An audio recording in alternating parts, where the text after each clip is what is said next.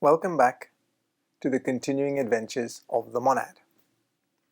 As promised, today we shall look into the personality and teachings of the most significant person in the hierarchy as far as its interactions with us are concerned. As you should be well aware by now, 1875 was a very important date. It was at this time that the hierarchy made a fresh attempt to contact humanity directly. Prior to this, it was only in contact with select members of secret knowledge orders. They made this contact through a number of disciples, the chief of which were Blavatsky, Besant, and Leadbetter. They were assigned to present some basic facts about reality. Remember that word reality? We have talked about it often enough. It is about learning how things actually are rather than our subjective opinions of how they are. Fast forward to 1920 and the hierarchy considered, based partially on the fact that the organization set up by the already mentioned disciples had splintered and was no longer a fit vehicle for the hierarchy to work through. So, it was decided to appoint a special secretary and allow him to make a more detailed expose of life, the universe, and everything. That 45 self we know as the Master D.K, and he dictated 18 books to a disciple who we also know as Alice Bailey.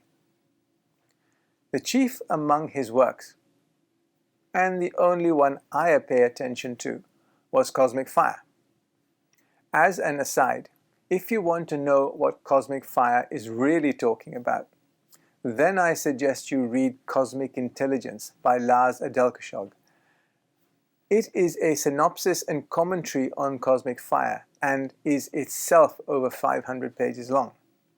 Lars presents this seminal work through the lens of Hierarchics. Why this is important will be explained later. You can find this book online easily and can download a free PDF. Now, some nosy background information on DK. Lawrence may be horrified at this thought, but I get all my information from him in the first place. 45 Self DK, otherwise known as Dwal Kul, was also Cleinias, a disciple of Pythagoras. Now, we all know who he was, and is none other than 44 Self Kut Humi, the Master KH. But we are not finished yet. As Dharma Jyoti, DK was a disciple of the Lord Buddha, and as Arya Sangha was the founder of the Yogacara school of Buddhism in about 500 AD. Quite a CV. The relationship of the Master DK to the Master KH is significant, as the latter is destined to be the next world teacher, and DK is his right hand. What does this suggest to us? In due course, DK is scheduled to be the subsequent world teacher. To do this, DK has renounced his own personal development so that he can be an instrument for the promulgation of the teachings of the hierarchy. I expect you all to write him a thank you letter. Lawrence tells us that the current zodiacal epoch, Aquarius, should be the last incarnation of the present world teacher, Christ Maitreya. He will then whiz off to pastures anew as his consciousness expands cosmically. Master KH will then succeed him and DK will be his deputy, I presume in charge of the second ray. DK has 7 envelopes. How do we know this? Because he is a 45 self. Therefore, he has a dense physical, 49, 5 to 7, etheric, physical 49, 1 to 4, emotional, 48, 1 to 7, mental, 47, 4 to 7, causal, 47, 1 to 3, unity essential, 46, 1 to 7, and a lower spiritual / super essential 45, 4 to 7. Getting dressed in the morning must be a real faff. 45 selves dwell in the fifth kingdom of nature, but DK also dwells in a first self series of envelopes, allowing him to reside on the physical plane. Lawrence tells us that DK is Oriental. We should all know this if you look at the pictures that purport to be him. Lawrence tells us he has an outlook of an Advaita yoga philosopher. He tells us that as a teacher, he is sometimes a physicalist, sometimes a mentalist. As a philosopher, he is predominantly a subjectivist. To him, objective material reality only has the function of being a vehicle for consciousness development. He admits he is not familiar with the Western ways of thinking, which also in Hierarchies is primarily based on the matter aspect. When you read the works of Bailey, you can see that his subjectivist slant colors his presentations of esoteric material. We should constantly be aware of this as we read his dictations in the Blue Books. Lawrence also tells us that DK is the foremost expert on esoteric history and literature. This knowledge has been accumulated over millions of years, being kept in esoteric archives. He also has access to literature from Atlantis. Lawrence mentions that his writings are studied with quotations, symbols, and archaic expressions. This literature would be incomprehensible to us, even if it were translated, until we had the mental capacity to absorb that information. DK has been responsible for giving out information about discipleship, the planetary hierarchy, cosmic evolution, and much more. The prerequisite to understand what he is going on about is to have a thorough grounding in Hylozoics first. You knew I was going to say that, but I urge you to read La's book Cosmic Intelligence, and then you will understand why a Hylozoic perspective unlocks so much of what would otherwise be hidden in plain sight.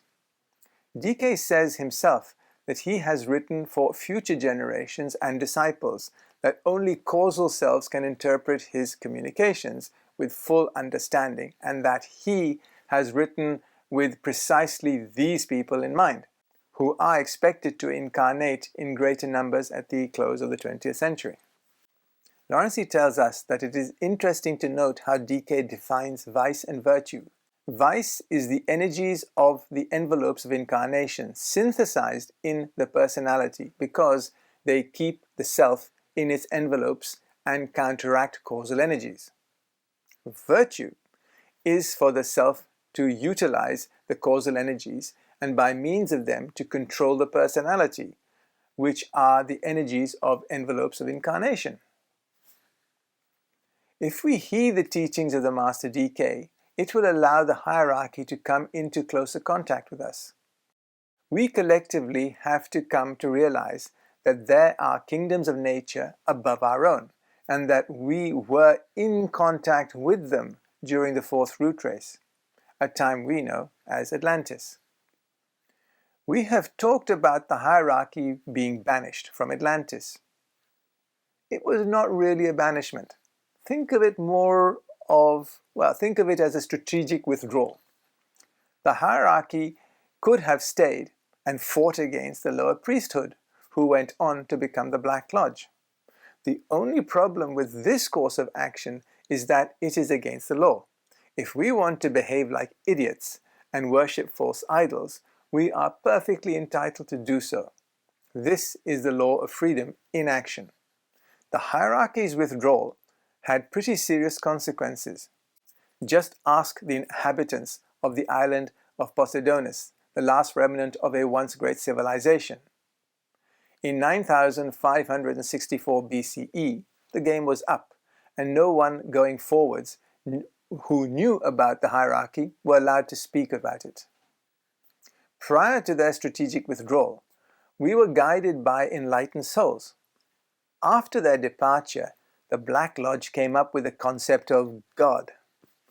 These gods were jealous, demanding sacrifices, and had to be regarded as an article of faith. Representations of God have changed over time, but they have one thing in common. They are all works of fiction. No matter how learned you consider yourself to be, if you are ignorant of the facts about the hierarchy's existence, you are ignorant about the reality of life itself. Master D.K tells us that when we are fed up of being governed by a tyranny, we are welcome to invite the hierarchy back.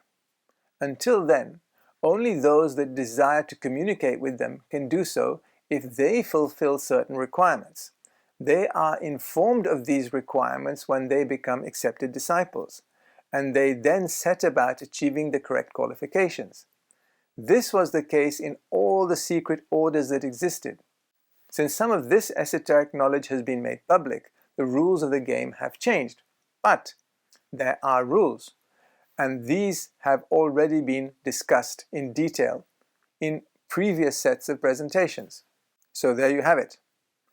Everything you wanted to know about the hierarchy, but were afraid to ask. Thank you.